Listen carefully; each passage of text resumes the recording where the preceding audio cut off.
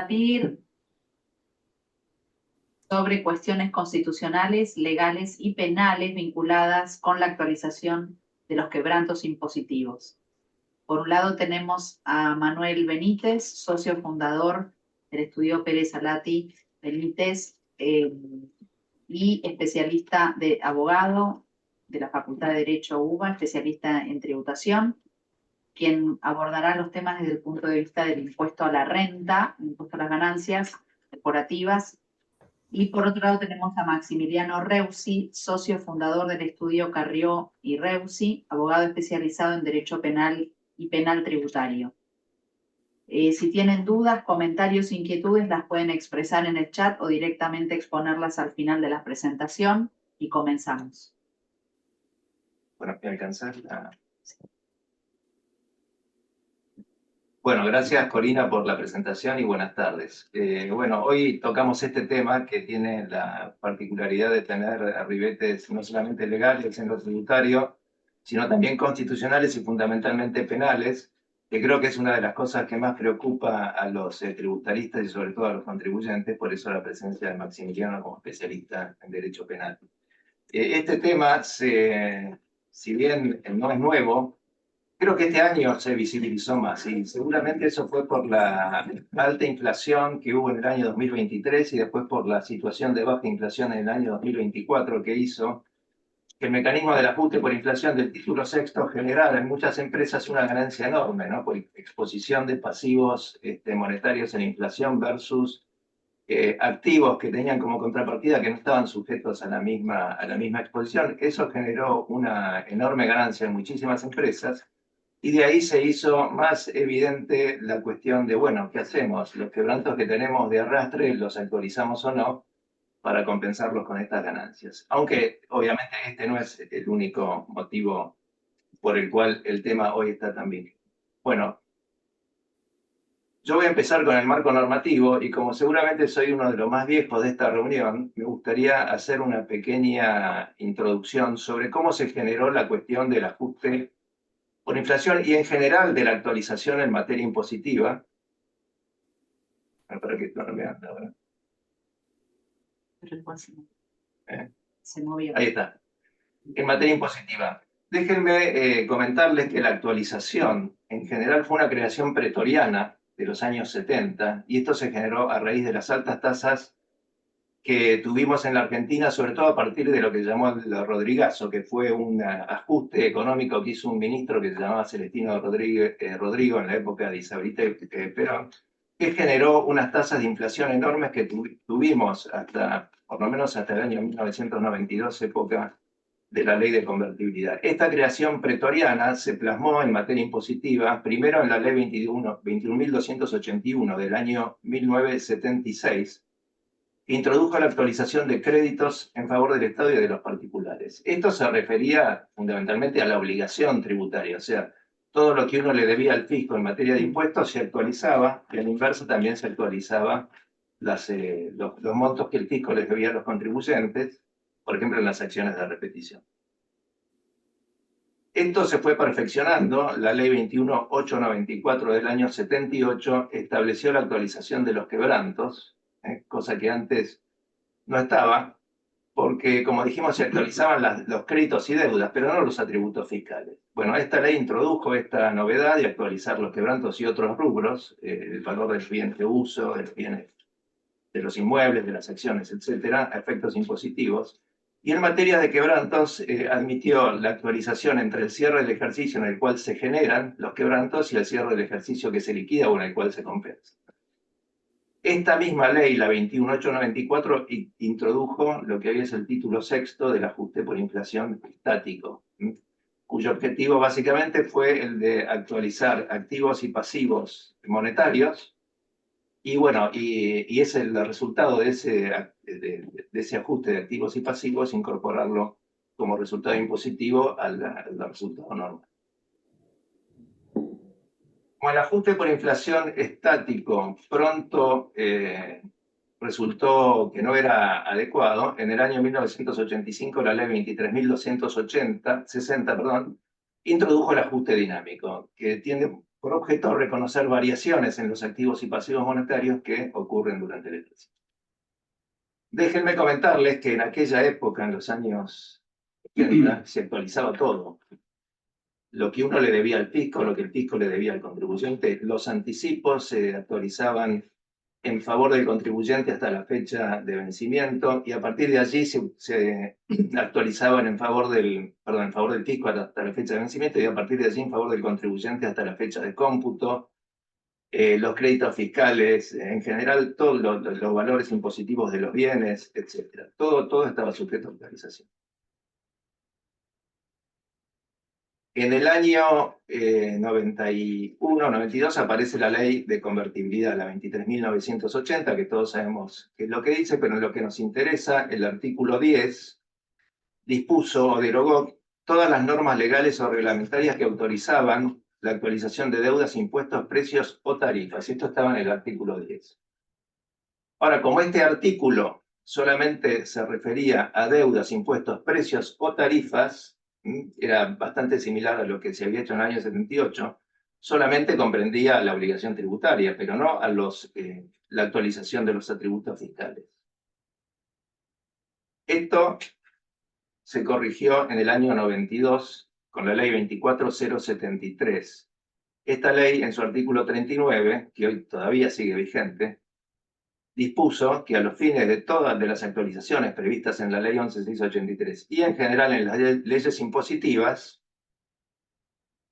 las tablas o índices que elabore la DGI en aquella época, que para ser aplicadas a partir del 1 de abril de 1992, deberán en todos los casos tomar como límite máximo las variaciones operadas hasta el mes de marzo de 1992 inclusive.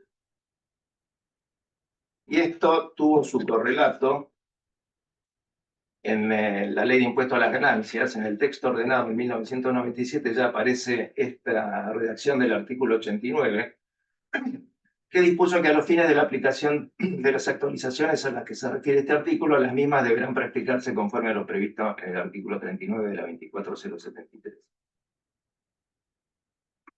Les comento también que esta ley 24073 hizo en materia de quebrantos como un borrón y cuenta nueva, porque los artículos 31 a 33 de la ley establecieron la conversión de los quebrantos impositivos existentes el 31 de marzo de 1992 en deuda pública. Se transformaban, se liquidaban, se establecían los quebrantos que no hubieran sido compensados hasta esa fecha.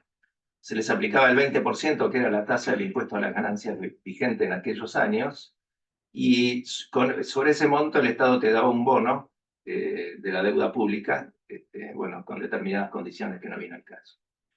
Esta ley, en su versión original, estaba mal redactada porque te concedía los bonos de la deuda pública si usaran o no se usaran los quebrantos, cosa que fue corregida 2 años más tarde a través de una nueva ley que estableció como requisito que para acceder a los títulos de la deuda pública tenías que acreditar que hubieras usado ese quebranto en algún ejercicio fiscal posterior. Si no lo podías usar al término del plazo de traslado, no tenías ya derecho a recibir los bonos. Bueno, la cuestión se mantuvo tranquila cuando se dictó el artículo 39 de la 24073. Nadie tuvo dudas de que esto se aplicaba a todas las actualizaciones, incluyendo los quebrantos. Y de hecho esto fue pacífico. Bueno, en los años 90 no hubo inflación, con lo cual el tema no se presentó, pero a partir del año 2001 sí empezamos a tener inflación. Pero la cuestión, no hay precedentes sobre el tema, lo que indica que esto no fue un tema para los contribuyentes y tampoco para él. La ley 27430 es la que nos crea el problema porque esta ley sustituye tanto el artículo 25, que bueno, en realidad era el 29, después en un texto ordenado pasó a ser el artículo 25, y el artículo 93, que antes era el 89, sustituyó esos textos por dos que si bien eran parecidos no eran exactamente iguales, y con la particularidad que ambos textos así sustituidos tienen la misma fecha de vigencia. O sea, entraron ambos en vigencia el 1 de enero del 2018. El artículo 25 vuelve a decir, ya con su nueva redacción, que los quebrantos se actualizan teniendo en cuenta la variación del IPIM publicada por el INDEC entre el mes de cierre del ejercicio en el cual se originaron y el mes de cierre del ejercicio fiscal que se liquida. Y el artículo 93 tiene un primer párrafo que dice: las actualizaciones previstas en esta ley se practicarán conforme a lo establecido en el artículo 39 de la ley 24073, y el segundo párrafo establece una serie de excepciones para bienes que se incorporen a partir del 1 de enero del año 2018. Esta es la situación a partir de la ley 27430.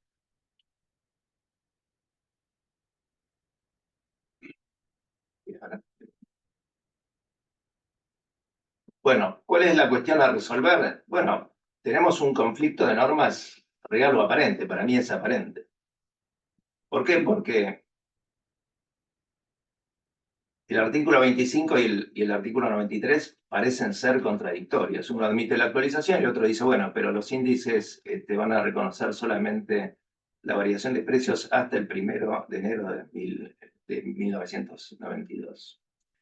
Este conflicto tiene la particularidad que las dos normas fueron promulgadas o dictadas por la misma ley, que es la 27430, tienen la misma fecha de entrada en vigencia y tienen la misma jerarquía normativa. Y además el artículo 25 no contiene una remisión al artículo 93. Dice simplemente que los quebrantos se pueden actualizar aplicando el IPIM. Esto puede traer un poco de confusión a la situación porque en realidad las normas dicen cosas muy parecidas a las que decían antes de la ley 27430. Tanto el 93 disponía la aplicación del artículo 39 y el 25 también disponía la actualización. Pero lo que a mí me parece que sí vale la pena remarcar es que el conflicto aparece recién con la 27430, porque antes, como dijimos, este conflicto o no se había visibilizado o todos habían entendido que al dictarse el artículo 39 y ser recogido por la ley de impuesto a las ganancias, se aplicaba a todas las actualizaciones previstas en leyes que eran todas anteriores, las que habían incorporado las actualizaciones de los distintos ítems en la ley de impuesto a las ganancias. O sea que esto era una cuestión pacífica, no existía ningún conflicto de ley hasta que este conflicto es creado por la 27430. Bueno, ¿qué hacemos? ¿Qué debemos hacer los abogados frente a un conflicto de leyes? Bueno, aplicar las herramientas que el derecho nos da para resolverlo, que son las que yo menciono acá. Primero, tenemos que tener en cuenta que la Corte ha dicho que no se puede presumir la inconsistencia o la falta de previsión en el legislador. Y acá yo cito fallos 325, 1731, pero hay muchísimos otros. También la Corte dice que cuando dos leyes están en aparente conflicto, la interpretación correcta es aquella que permite que ambas mantengan vigencia y efectos jurídicos, evitando poner en pugna una con la otra. Y acá cito estos fallos, pero hay muchísimos más. También es cierto que es un principio general del derecho que una norma especial prevalece sobre una norma general. Acá cito fallos 303, 747, que se refiere precisamente a un supuesto de IVA, se lo dijo en un caso impositivo, tributario. Otra pauta de interpretación es el fin del legislador al promulgar la ley, aunque acá debo decirles que yo buceé el debate legislativo y no encontré nada que nos permitiera aclarar algo sobre qué es lo que se quiso decir con esta sustitución de ambos textos de la ley de impuesto a las ganancias. Y después tenemos el principio de la razonabilidad y las consecuencias de la interpretación de la ley. Bueno, yo lo que hago, lo que trato de hacer, bueno, perdón, antes mencionamos que sí, que la Dirección Nacional de Impuestos y ARCA tienen opiniones distintas. La Dirección Nacional de Impuestos en noviembre del 94 emitió un dictamen donde le da absoluta prevalencia al artículo 93 sobre el artículo 25 y concluye que los quebrantos no son susceptibles de actualización. Y siguiendo esta línea, ARCA emitió la resolución 5684, de la cual se puede inferir que el criterio del fisco es que los quebrantos no pueden actualizarse. Si bien no lo dice expresamente, todo indica que ARCA está en línea con lo que piensa. Además sabemos qué es lo que piensa por la iniciación de procedimientos de determinación de oficio, intimaciones, requerimientos, etc. Bueno, ahora sí, vamos a tratar de aplicar las reglas de derecho para solucionar un conflicto de normas. Y bueno, yo personalmente pienso que los principios descritos en esa filmina anterior, 1, 2, 3, 4 y 5, respaldan la interpretación, según la cual ambas normas tienen un ámbito de aplicación distinto, y esta interpretación es la única que permite que ambas conserven vigencia y efectos reales, jurídicos reales, ya que no se puede presumir, como dijimos, que que el Congreso haya aprobado una ley que establece una actualización, pero inmediatamente la haya dejado sin efecto. Me parece que una interpretación de este tipo es irrazonable y no es admisible bajo la regla que dice que la inconsistencia o imprevisión del legislador no se puede presumir. Y también entiendo que el artículo 25 es una norma especial relativa a los quebrantos, que regula su imputación, la deducción, y que incluye diversos aspectos, como los límites temporales, y también su actualización. Mientras que el artículo 93 es una norma general, y esto surge de su propio texto. Dice, toda actualización prevista en la ley de impuesto a las ganancias. Utilizan un lenguaje que nos habla de su generalidad versus la especialidad del artículo 25. Entonces, considerando la naturaleza especial del artículo 25 frente al carácter general del 93, pensamos que el artículo 25 tiene prevalencia sobre el artículo 93. Y esta interpretación está apoyada en la reglamentación de impuestos a las ganancias, que con posterioridad a la ley 27.430 derogó en el artículo 32, lo que era en su momento el artículo 32 del decreto reglamentario, la aplicación al artículo 39 de la 24073 en la actualización de los quebrantos. O sea que el objetivo de esta modificación reglamentaria fue, o habría sido, adecuar el decreto reglamentario a lo que ya había establecido la ley 27430 sobre la actualización de los quebrantos. Bueno, bajo esta interpretación, el artículo 93 y su remisión al artículo 39 de la 24073 se aplica únicamente a las actualizaciones que no esté sujeta a una norma especial incorporada con posterioridad a la ley 27430 o por leyes posteriores que no contengan una remisión al artículo.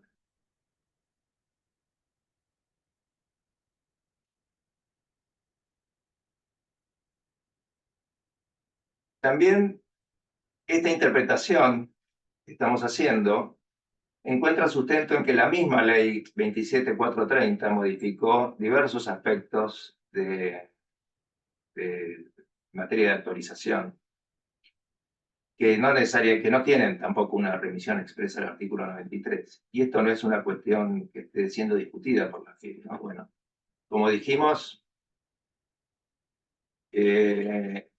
modificó bueno, por supuesto el artículo 25, pero también modificó el artículo 106 de la ley sobre el ajuste integral por inflación del título sexto.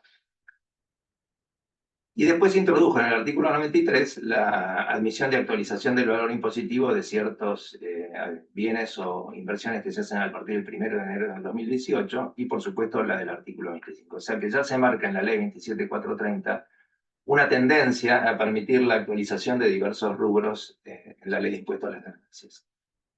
Y esto se ve corroborado por modificaciones posteriores a la ley de impuesto a las ganancias que reconocen los efectos de la inflación y permiten la actualización. Por ejemplo, el artículo 30, con el mínimo imponible y las cargas de familia, el artículo 73, con la escala impositiva que aplica a los sujetos empresas, el artículo 85 sobre deducciones, el 91 sobre deducciones de la tercera categoría y el 94 sobre las tasas aplicables a las personas físicas, humanas y sucesiones indivisas, que también es una escala ahora variable y que se actualiza por inflación. O sea, pensamos que con estas modificaciones posteriores que marcan una tendencia a reconocer los efectos de la inflación, se está reforzando la interpretación que hacemos sobre la autonomía del artículo 25 frente al artículo anterior. Bueno, otra cuestión es la de la confiscación, porque la actualización de los quebrantos no solamente se podría hacer por vía del artículo 25, sino también por la doctrina general de la Corte Suprema sobre la confiscación de los tributos y el ajuste por inflación. Acá tenemos los leading cases, no vamos a profundizar en esto, que ya fueron objeto seguramente de otros seminarios. El caso de Dugan Trocelo, que allí la Corte dijo que el mero cotejo entre una liquidación y otra no basta, sino que hay que probar la confiscación. Y en Candy sí, ya ahí el contribuyente había aprobado la confiscación, entonces la Corte dijo sí, no permitir el ajuste por inflación integral puede ocasionar el pago de un impuesto confiscatorio cuando la base imponible que resulte de aplicar las normas y en el ajuste por inflación lleven a gravar una ganancia que no es real, que no representa la renta real, el enriquecimiento o beneficio del contribuyente que el impuesto a la ganancia pretende.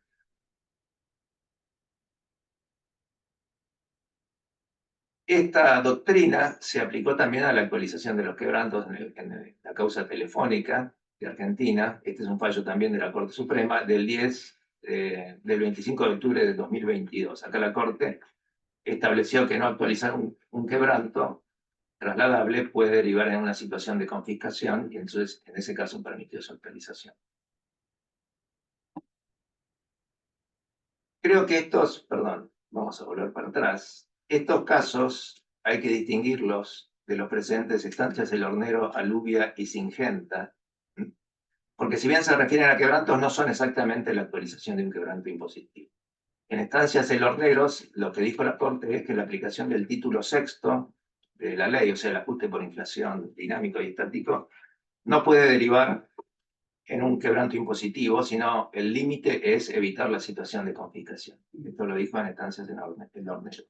Y en Alubia dijo algo parecido, y hay un matiz en Singenta. Si bien en Singenta se falló en contra del contribuyente, los votos en disidencia de Rosenkrantz y Rosati parecerían admitir la posibilidad de trasladar quebrantos generados por el ajuste por inflación a ejercicios futuros actualizados y de ellos se derivara una situación de confiscación. Bueno, estos dos votos fueron en su momento emitidos en minoría, pero ahora estos dos jueces, por lo menos por el momento, hacen la mayoría de la Corte, con lo cual habría alguna posibilidad de que se admita también bajo la teoría de la confiscación el traslado de los quebrantos actualizados a ejercicio futuro. Bueno, y una cuestión, y con esto creo que vamos a vincular a Maxi a partir de aquí con la cuestión penal, porque esto sí está muy vinculado con la cuestión penal, es la forma en que se expone o se puede exponer la actualización en la declaración jurada en el formulario 713 de las empresas. Una forma que han optado algunas empresas es exponerlo como un mayor quebranto computable, o sea, exteriorizar quebrantos trasladables ya con el monto actualizado de los quebrantos. Y la segunda alternativa es exponerlo como un ajuste del resultado contable. Esto aparece un poquito más escondido, ciertamente lo más transparente es lo primero, pero también se puede hacer esto, no hay una forma única de exponer los quebrantos en la declaración jurada. Bueno, lo que sí es fundamental es la exteriorización del criterio ante ARCA mediante la presentación de una nota que llamamos nota de exteriorización del criterio, en el cual el contribuyente puede, si lo desea, si nosotros normalmente recomendamos que lo haga, expone cuál es el criterio que ha seguido con la actualización de quebrantos y presenta toda la información necesaria para que ARCA eventualmente pueda, sin mayor investigación, impugnar la declaración jurada e iniciar el procedimiento de determinación de oficio. Bueno, con esto termina mi parte y le dejo a Maxi que nos va a explicar las cuestiones penales vinculadas a este tema. Gracias, Manuel.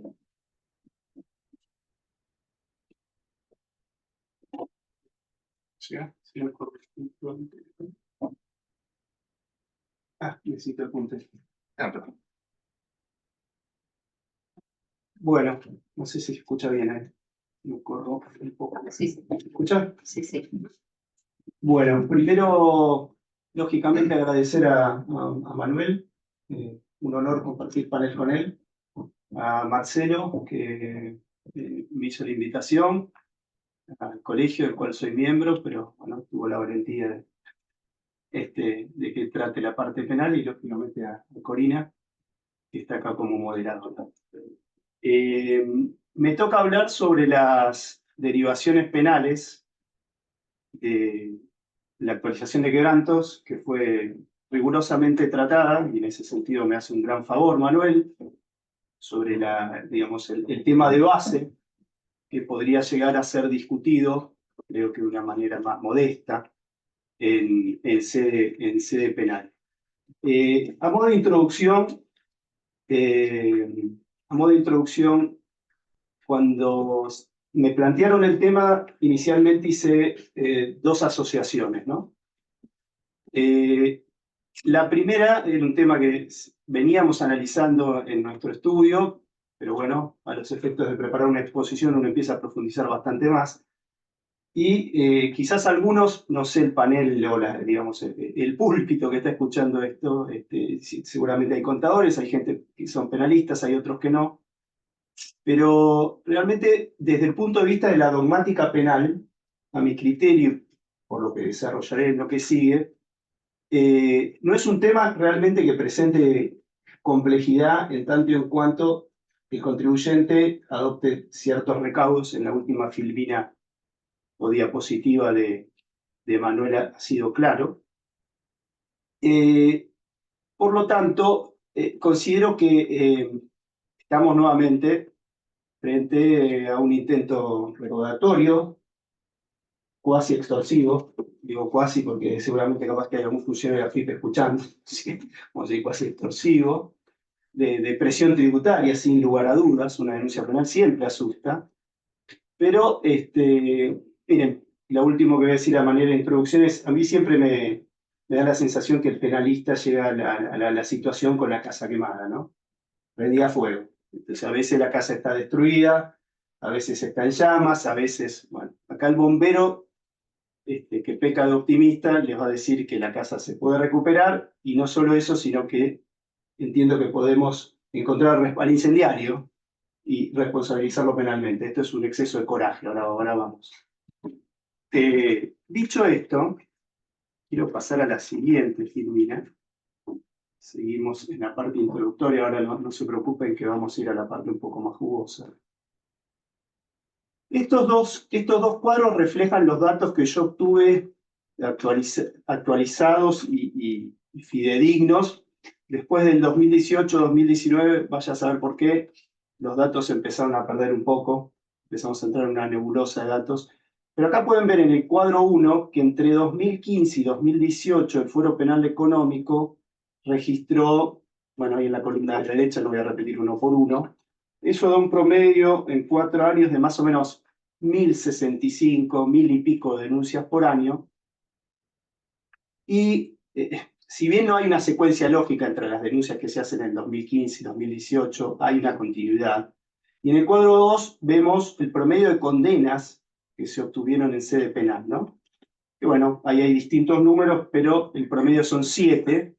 Entre paréntesis están los juicios abreviados, que es un reconocimiento de culpabilidad sin juicio.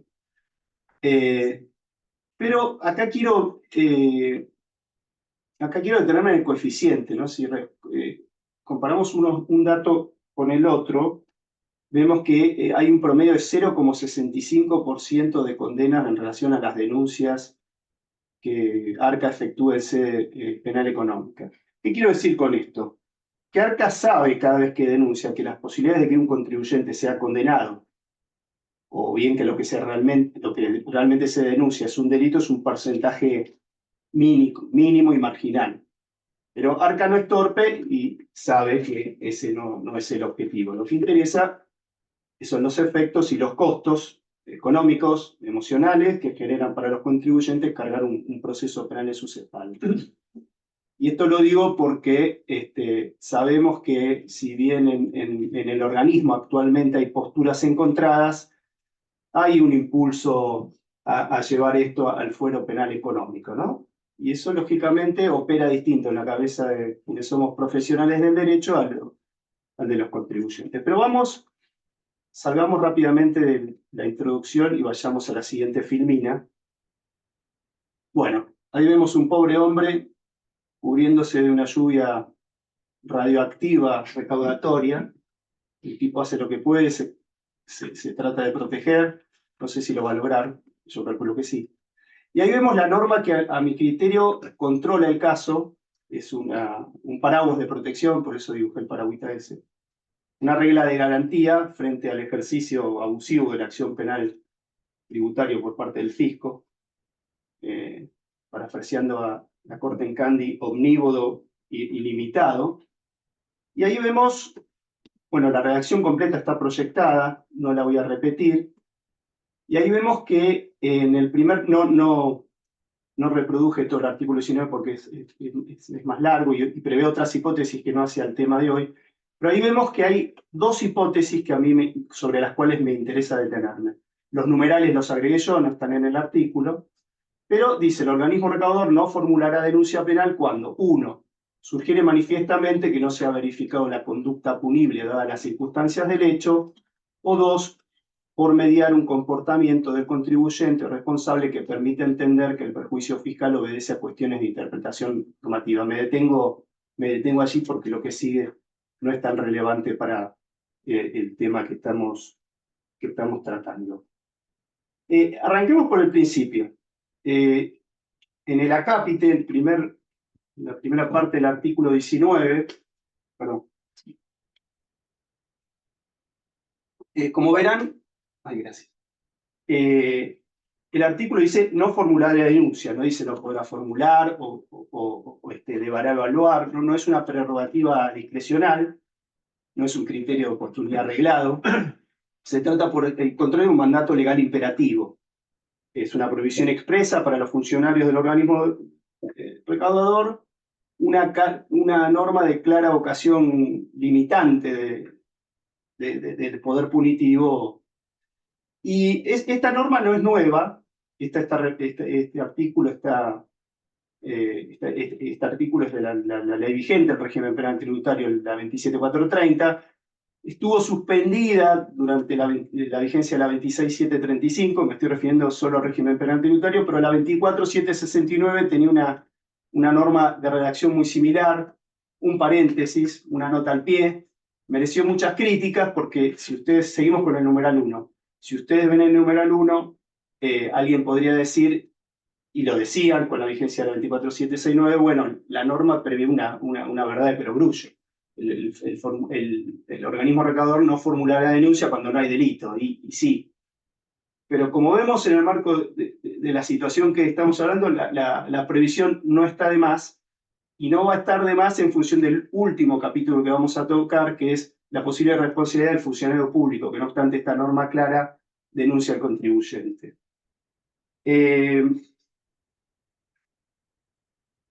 Detengámonos, ahora volvemos a la segunda hipótesis, que es la más jugosa. Pero detengámonos, bueno, acá hay una disposición 192 de 2018, aburridísima de leer en su totalidad, que es una disposición interna, que prevé todo un mecanismo a través del cual el organismo tiene que transitar previo a tomar la decisión de no denunciar un hecho concreto, ¿no? Pero esto no es tan importante. Ténganlo en cuenta, pero... Ahí, bueno, la diapositiva grafica simplemente las dos hipótesis que vimos. La primera, a mi criterio, prevé lo que se llama para los penalistas la tipicidad del hecho, vale decir cuando el tipo abstracto, en este caso estamos hablando del tipo de evasión, ya sea simple o agravada, cuando el tipo abstracto no hay una sinonimia con el hecho concreto, no hay una... Yo digo que tiene que ser como una pieza de rompecabezas donde la hipótesis concreta encaja perfectamente en el tipo penal del artículo 1 o el artículo 2 de evasión agravada, ¿no? Más que hermanos mellizos, tienen que ser hermanos gemelos, las hipótesis abstracta y concreta. Ahora la cuestión interpretativa, sobre eso vamos a volver. Entonces, respecto a la primera hipótesis, la primera pregunta que surge respecto de la primera hipótesis, recordemos, no formular la denuncia cuando manifiestamente no se ha verificado la conducta punible, dada la circunstancia del hecho. Bueno, uno preguntaría, bueno, ¿y cuándo no se da? Bueno, depende de la circunstancia del hecho, ¿no? Entonces, ahí hay unas precauciones iniciales que debiera tomar el contribuyente. Manuel me las explicó previamente. Yo estoy más de acuerdo con la exposición de la actualización como un mayor quebranto computable. Creo, salvo que me corrijan los que más saben, que eso da más visibilidad para el fisco. Y una multinota, que los penalistas acostumbramos a aconsejar fuertemente a nuestros clientes, a los contribuyentes, donde se adelante el criterio fiscal que el contribuyente va a adoptar en la materia que estamos hablando. A esto le agregué, le juro que sin ánimo de autobombo, yo creo que sería bueno para los contribuyentes, sobre todo los que son legos, dictámenes profesionales de tributaristas, de penalistas, donde consultan cómo es la situación desde el punto de vista tributario y tanto penal, y qué contingencias tienen en ambas áreas. Lógicamente esto tiene un norte, ¿no? Esto no está, digamos, no son previsiones o cautelas al azar. No me voy a extender en esto, pero vamos a nombrarlo. El delito de evasión, creo que todos lo sabemos, tiene varios elementos claves, pero hay un elemento central del tipo objetivo que es el engaño, el ardid, ¿no? Ocultaciones maliciosas, bueno, la enunciación que hace el artículo 1 del régimen penal tributario, copiando un poco la fórmula de la estafa del 172, hay una enunciación no taxativa, enunciativa de posibles medios ardidosos, ¿no? Y acá es claro que un contribuyente que anticipa, como dice ahí una de las burbujitas, le muestra al fisco cuál es su criterio fiscal a emplear, cuenta con respaldo jurídico, por ejemplo, estos dictámenes, y yo puse facilita, pero más que facilita, invita a la fiscalización. Es casi una invitación a que el organismo fiscalice el criterio, pero abre y permite al organismo fiscalizar y confrontar criterios. Esto, a mi criterio, pulveriza el dolo, vale decir, es una conducta de esta naturaleza implica anticipación, transparencia, hay aviso previo al supuesto sujeto engañado del criterio fiscal que se va a aplicar, y no solo eso, una enunciación siquiera somera de los fundamentos jurídicos para hacerlo. De la mano de lo anterior, no puede sostenerse bajo ninguna circunstancia que hay dolo, esto es más técnico, directo o eventual, hay alguna jurisprudencia que, bueno, se conforma con el dolo eventual, no importa. Ninguna de las dos modalidades se daría a quien está alertando al organismo de los motivos legales por los que ajustará su querendo. De hecho, sea de paso, se me ocurrió una figura graciosa, que esto sería como intentar, ahí lo veo participando el doctor Zunino, que es especialista en materia aduanera, además del padre de un ex compañero mío de tribunales, saludos a él. Esto sería como en materia aduanera intentar contrabandear mercadería no prohibida en una valija transparente con luces y música a máximo volumen cuando uno pasa por el control migratorio. Esto sería más o menos estas burbujitas que intenté graficar. Aquí tenemos alguna... Se expone el criterio técnico, el criterio que se incorpora en la declaración jurada. Sí, correcto. O sea, la forma de computarlo también se expone. La multinota tendría que ser, en línea con lo que vamos a tocar más adelante, tendría que ser previa al vencimiento de la obligación tributaria y hasta concomitante. Pero si es previo es mejor. Ahí vemos, bueno, simplemente un recordatorio de lo que dice el artículo del delito de evasión simple, ¿no? Cuáles son las modalidades, declaraciones engañosas, ocultaciones maliciosas, no quiero aburrir con esto. Y así uno de tantos, hay miles de fallos, decenas de fallos. La última parte interesa, ¿no? Ahí se revoca un procesamiento. Yo después ahondé un poco el precedente, se dictó el sobreseimiento. Y ahí al final la Cámara Nacional Económica Penal Económica dice no se acreditó actos u omisiones en procura de lograr ocultamientos o simulaciones ardidosas tendientes a reducir espuriamente las bases imponibles. Bueno, es lo que estamos hablando, ¿correcto? Acá tenemos una opinión de un juez de casación, el doctor Borinsky, en su obra Fraude Fiscal, que dice que siempre que la conducta del sujeto, aún no respetando todos los extremos de una declaración correcta, haya puesto a la administración en conocimiento de los datos necesarios para determinar la deuda tributaria exigible, no cabrá hablar de defraudación. Ahí hay un fallo de la Corte Americana que se filtró mal, pero viene para otra parte. Entonces, la respuesta al primer interrogante, de manera esquemática, sin engaño y sin dolo, la tipicidad es manifiesta, primer supuesto del artículo 19, no le corresponde al fisco efectuar la denuncia penal. Vamos al segundo interrogante. Creo que no es necesario volver a la filmina del artículo 19, el segundo supuesto. Tampoco correspondía efectuar denuncias penales a los funcionarios cuando estamos frente a una cuestión de interpretación normativa. Bueno, si bien Manuel fue explícito y muy riguroso en la presentación del tema, yo simplemente quiero exponer los lineamientos básicos de la discusión planteada, de los temas en pugnas, de la interpretación. Por un lado tenemos la postura de los contribuyentes, diciendo nosotros tenemos un artículo 25 de la Ley de Impuestos de las Ganancias que prevé un régimen específico y autónomo, con un índice específico, IPIM, distinto a los demás, y la postura del ARCA que dice, no, miren, acá el artículo 93 es el que corresponde, se ajusta por 1, como dispone el primer párrafo del 93, ex 89, y las excepciones están previstas después del primer párrafo, quebrantos no está, no existe esa excepción. Esa es la discusión mucho más rica, me estoy exponiendo de manera muy esquemática. Es evidente que hay una tensión interpretativa, y aquí me quiero referir a 3 actos concretos, tanto de ARCA como del Poder Ejecutivo, que a mi criterio denotan, estoy hablando siempre del aspecto penal, justamente que estamos frente a una cuestión interpretativa ardua, vigente, actual. Lo debate la doctrina, que apoya la postura de los contribuyentes, fue abordado parcialmente por la jurisprudencia, en la que coincidentemente ambas partes se apoyan, aunque con conclusiones contradictorias.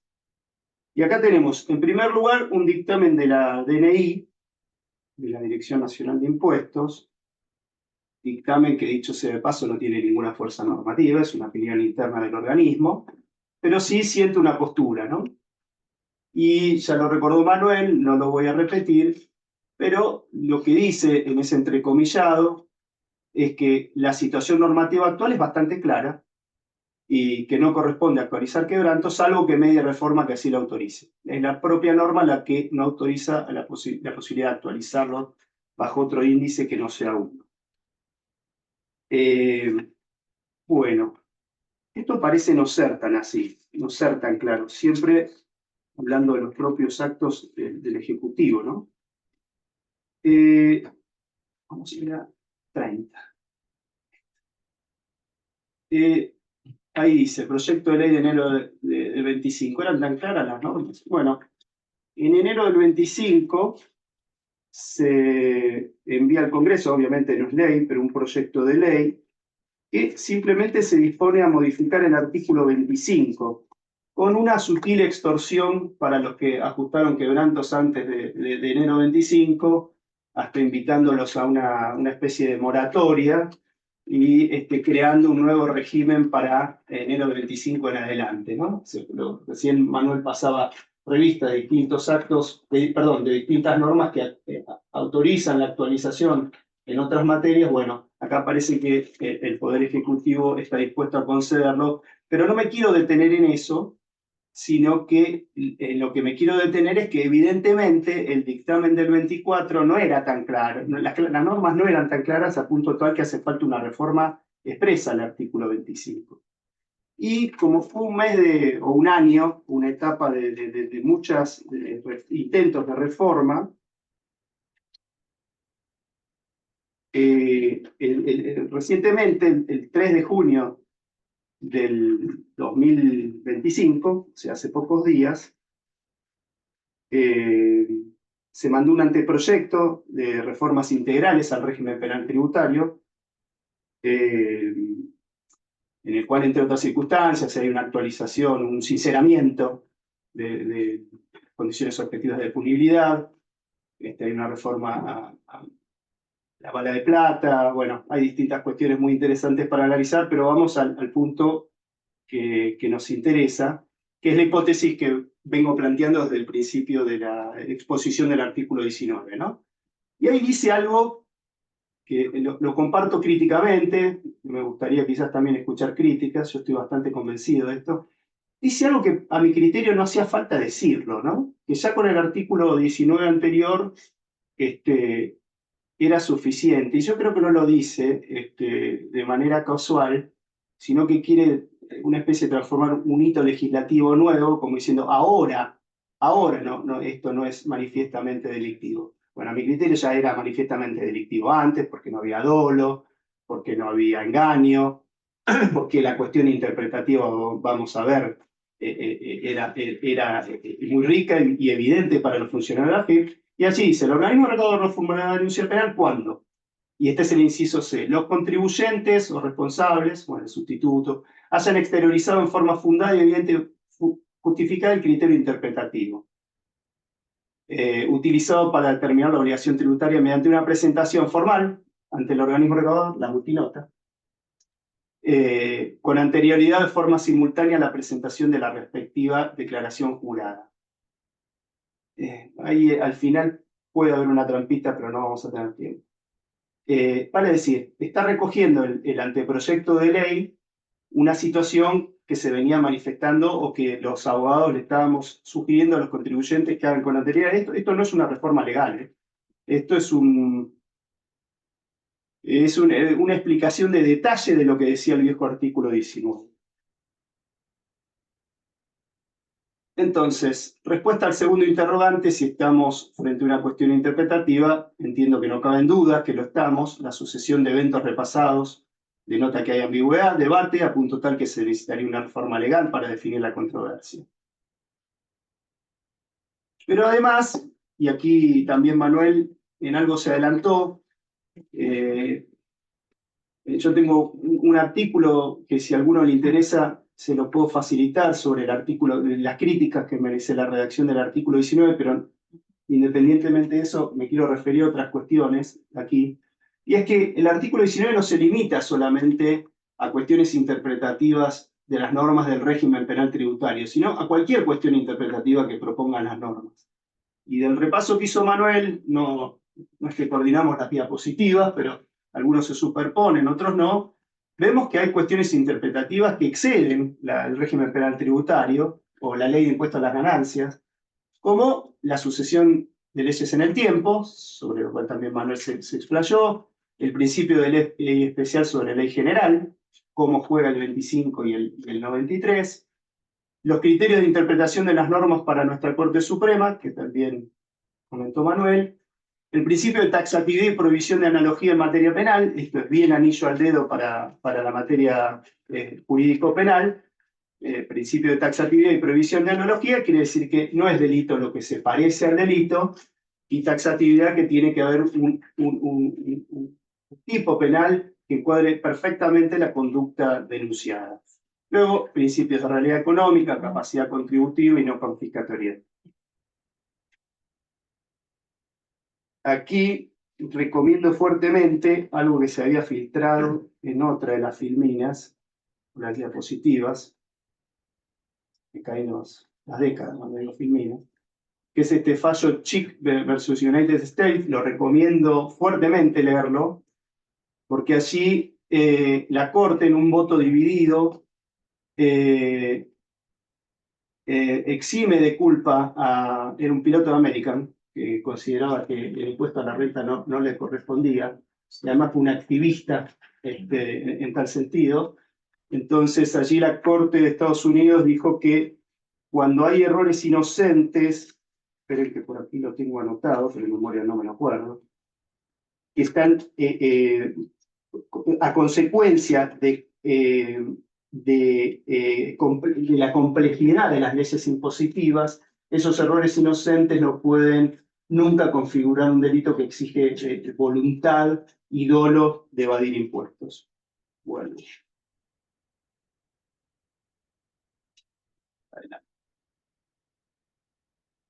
Bueno, entonces, ¿no va para atrás esto? Sí, va. Sí. Acá estamos. Bueno, y ahora la promesa, ¿no? Promesa. ¿Qué hacemos con el funcionario de la FIP que denuncia, conociendo perfectamente, hay un concepto en el marco de la teoría de la imputación objetiva, que son los conocimientos especiales o específicos o técnicos de las personas, y quién mejor que los funcionarios del ARCA para conocer la materia, saben que esto es una materia en discusión. Entonces acá tenemos un marco general, ahí el versus está mal, porque nosotros tenemos un artículo 177, inciso primero del Código Procesal Penal, que próximamente va a ser el 237 del Código Procesal Penal Federal, calculo que se va a implementar en agosto, creo, que obliga a los funcionarios públicos a denunciar cuando conocieran de esos hechos en ejercicio de la función pública, y ahí puse el versus, pero no es un versus, ¿no? Versus, es una excepción.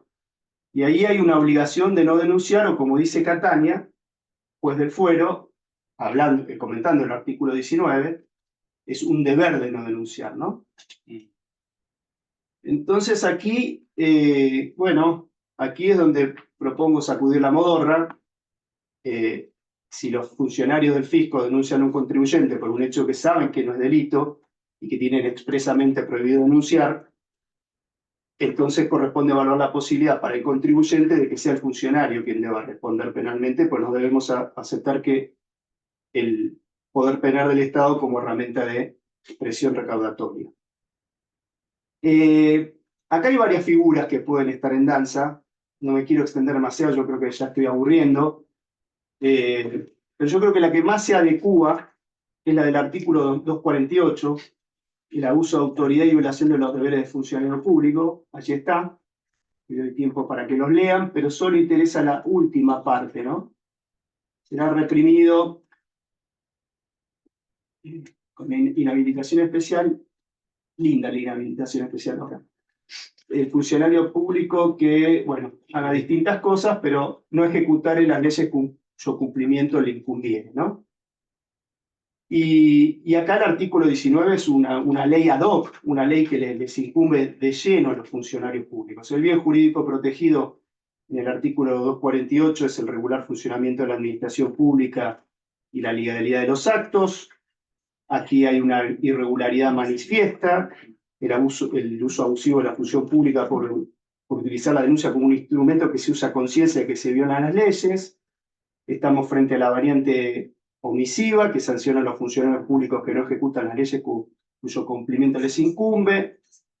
El régimen penal tributario es una de esas leyes, y el artículo 19, en las circunstancias que comentamos, no da lugar a dudas y admite márgenes de interpretación para el funcionario. El artículo 19, como dice así, no puede desarticularse por necesidades fiscales coyunturales. El deber legal es claro, no me fui. El deber legal es claro y ordenatorio, no formular denuncia penal en casos como este. Hay un deber funcional derivado de la norma que impone una obligación concreta, en ciertos casos, que es no denunciar. Hay incluso instrucciones generales de alcance interno, como la 4 del 2018 y la 2 del 2024, que brindan pautas concretas para evaluar la concurrencia de los elementos objetivos y subjetivos del tipo penal que se denunciará, y reglamentan minuciosamente la estructura, contenido y relación de los hechos con el sostén probatorio a partir del cual debe realizarse la denuncia. Vale decir, hay todo un procedimiento interno bastante específico y bastante cuidadoso antes de realizar una denuncia penal. El sujeto activo, como dice allí, es el funcionario que está en posición de garante, tiene una posición jurídica que lo obliga a actuar, es garante del cumplimiento de los límites que la ley impone, pero decide violentar. Es además un sujeto con conocimientos técnicos especiales, como dije antes, que además por el artículo 18 del régimen penal tributario debe tener fundamentada la denuncia por el servicio jurídico correspondiente. Omitir cumplir ese deber con conocimiento de causa y con el fin de activar la persecución penal, a mi criterio es delito, configura el artículo 248, y el dolo funcional es claro, hay conocimiento de la norma, hay voluntad de no aplicarlo, de prescindir de ella como si no existiera. Y eso, como lo avala la doctrina, configura el delito de abuso de autoridad e incumplimiento de los deberes funcionales. Ahora, también hay dictamen jurídico para no hacer la denuncia. Hay dictamen jurídico para no hacer la denuncia, exactamente. Ujú. Conclusión, por eso y para cerrar, si hay algo que debe transmitirse con claridad, es que el contribuyente no solo no incurre en delito cuando ajusta sus quebrantos en este contexto y con estas precauciones de las que venimos hablando, sino que también tiene derecho a defenderse y, llegado el caso, a denunciar penalmente a quien lo denuncia. La legalidad no es un privilegio del Estado, es un límite para todos. Muchas gracias. Muy bueno. Gracias, Maxi. Bueno, abrimos el debate para los presentes y para los virtuales. Así que empezamos por los presentes y me fijo en el chat si hay alguien que levante la mano o quiera hacer algún comentario. En el chat hay comentarios. ¿Hay Maxi, comentarios? yo quiero hacer una Sí, pregunta. ¿Dónde, en el caso de que alguien se anime a denunciar, qué fue el que corresponde la denuncia que se tiene que hacer al funcionario público? El Foro Federal. Por eso no, En el vas Foro a Federal tener, es un funcionario público. tenés dos causas, una donde haces la denuncia y la otra es la penal Claro. tributaria, ¿no? Sí, sí. Que corren en paralelo. Penal económico. Ahora, parecería si la FIP ARCA hace la denuncia, pero esto va al fiscal. El fiscal puede decir, mira, acá no hay delito, no voy a impulsar la acción penal. ¿No sería el mismo fiscal el que tiene que hacer la denuncia?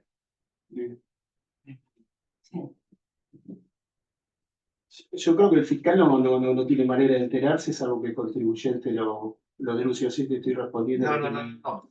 ARCA hace la denuncia.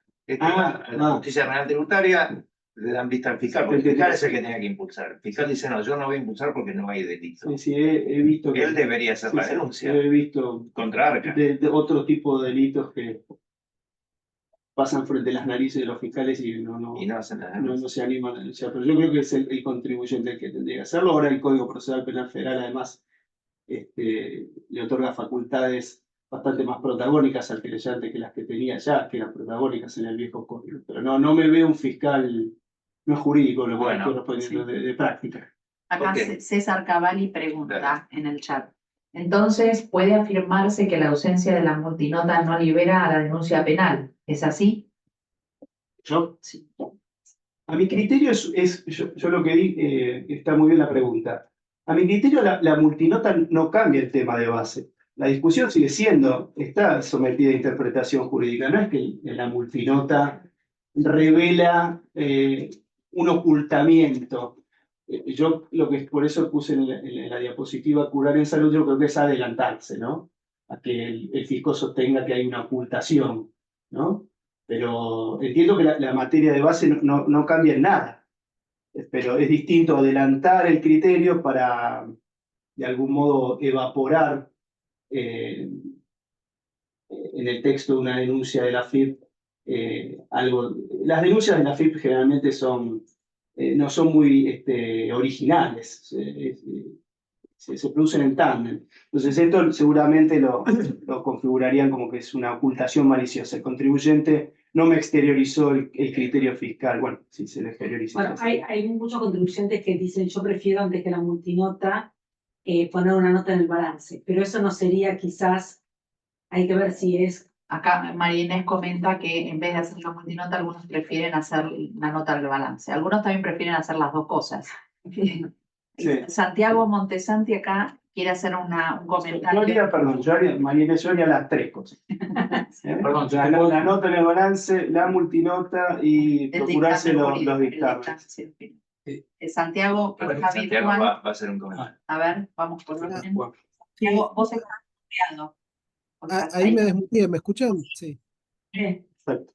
No, la pregunta mía era si tenían conocimiento, porque bueno, lo que estamos viendo es que este tema, como explicaba Manuel, ya tiene un tiempo, o sea, se activó cuando la inflación se aceleró y ahí generó toda esta reacción de los contribuyentes de casi una necesidad para mantener su capital de trabajo de actualizar los quebrantos, pero la FIP en los últimos años es como medio hacía la plancha, no decía nada, miraba, o sea, ahora lo que estamos viendo es como que están acelerando y probablemente también haya casos en la justicia. Bueno, de hecho los hay. Entonces, la pregunta es, ¿tienen conocimiento de precedentes, de fallos actuales, medidas cautelares que hayan tratado este tema, digamos, independientemente de la corte telefónica, ¿no?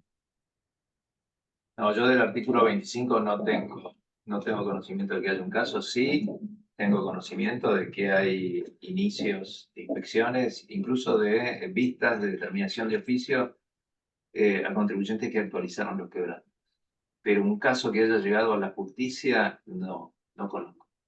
En mi caso particular, yo vengo viendo desde el año 2022 que se vienen haciendo las multinotas y presentando, y recién el movimiento empezó en marzo a junio del año pasado, el movimiento de requerimientos y fiscalizaciones, pero no expresando también un litigio judicial.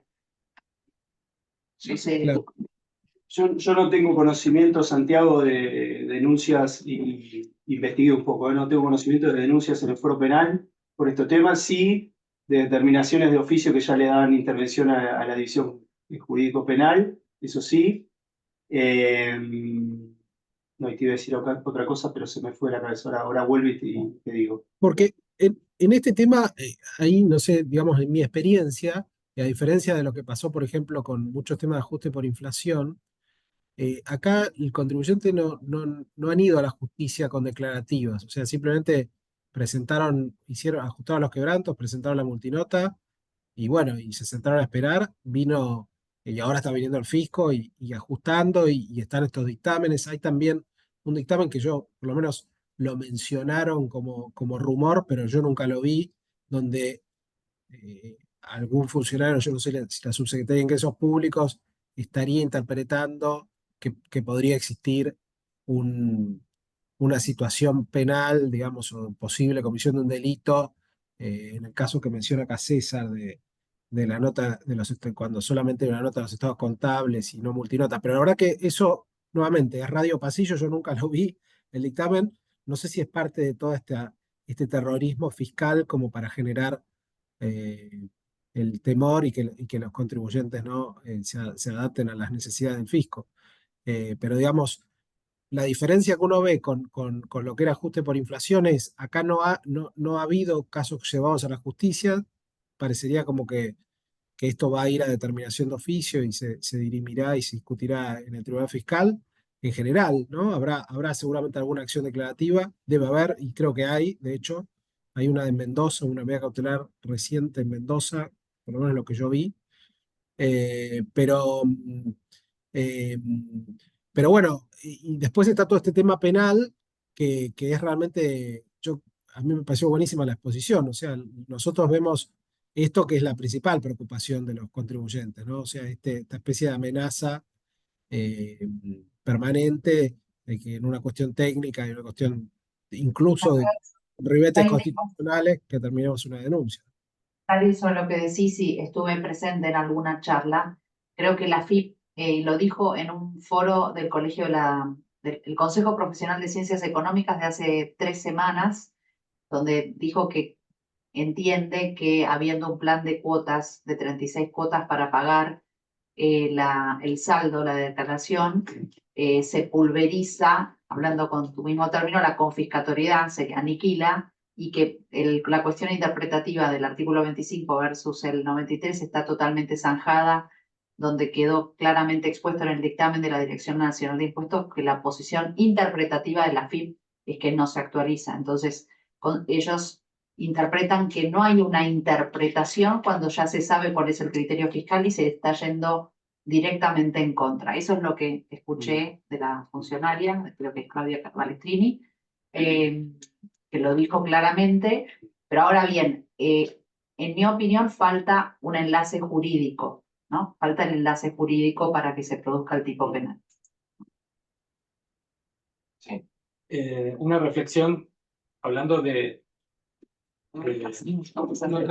¿Se escucha, Santiago? ¿Se habla Marcelo? Una pequeña reflexión con relación al tema de cuánto hacer, porque un poco como profesional dedicado a asistir a clientes preocupadísimos por cuánto más tengo que hacer, para quedar a salvo, eso nos puso a los tributaristas en el lugar de tener que volver sobre los conceptos del dolo, de la maniobra, de cuándo hay un encubrimiento lo suficientemente relevante, es el caso, no es el caso, basta la nota, no basta. Y hemos llegado a manejar como hipótesis que no solo había que nutrirse de los informes de los colegas, no solo había que presentar la nota, no solo había que exhibirlo en un balance, sino que también había que iniciar una acción declarativa de certeza en la justicia, solo para lograr que el día de mañana nadie crea que el contribuyente quiso ocultar de alguna manera el criterio que había utilizado, sino que por el contrario salió a buscar proactivamente que la justicia dirimiera esta falta de incertidumbre y este debate que Manuel explicaba entre 25 versus 93 y cómo, digamos, entender todo esto. Entonces la pregunta ¿es tan así? ¿Se vio alguna vez esto de llegar a tener que accionar judicialmente para despejar un supuesto dolo? Es como que estamos, creo yo, esto es una afirmación, muy corridos del centro en cuanto a qué es dolo, qué no es. Pero lo pregunto desde la apertura mental de decir, quizás sí es necesario plantear una acción judicial para que de alguna manera a quien quiero asesorar, a quien quiero de alguna manera proteger, que son los intereses de empresas, directores, muy preocupados por todo esto, puedan quedarse tranquilos en cuanto a que han hecho todo lo que tenían que hacer, que en definitiva es lo que a nosotros nos toca decirles, ¿no? Hasta, digamos, ¿cuánto tienen que hacer? Para Manuel, para mí. Manuel.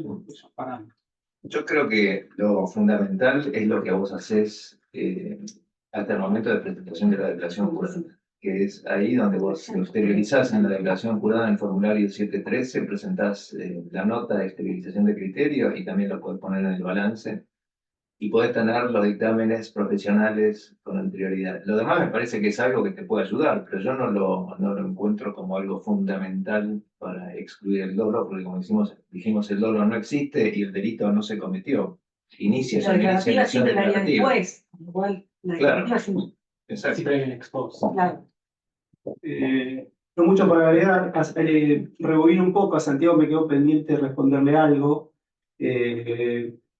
Sé que en el organismo hay por lo menos dos corrientes. Hay gente que está con muchísimas ganas de hacer denuncias penales. Sé que hay una contracorriente que no está tan dispuesta, lo ve.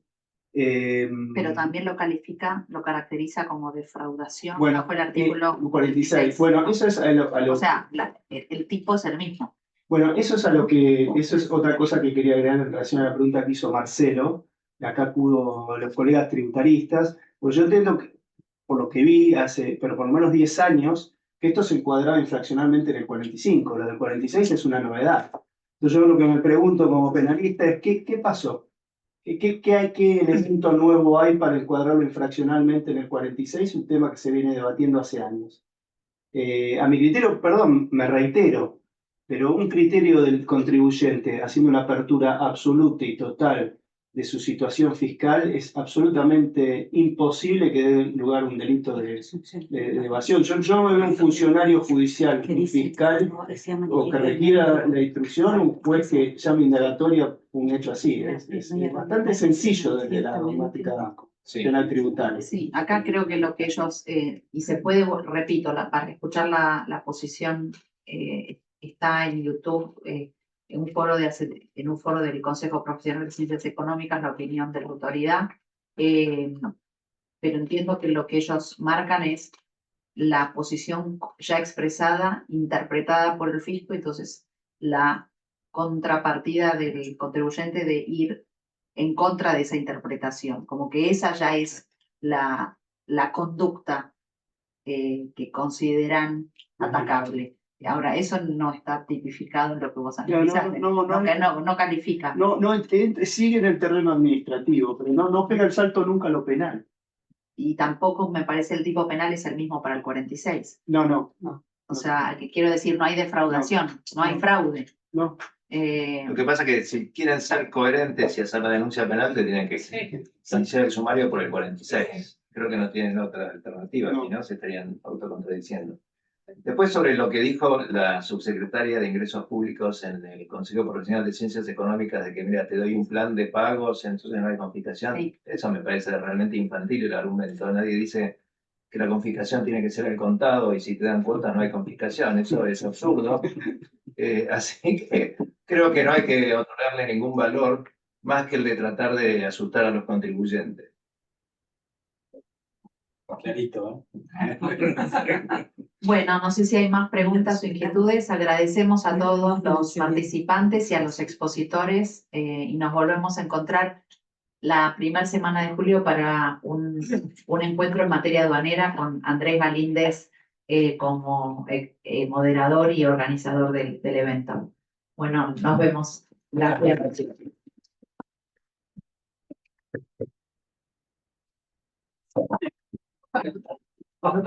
Gracias. Bueno, muy bueno.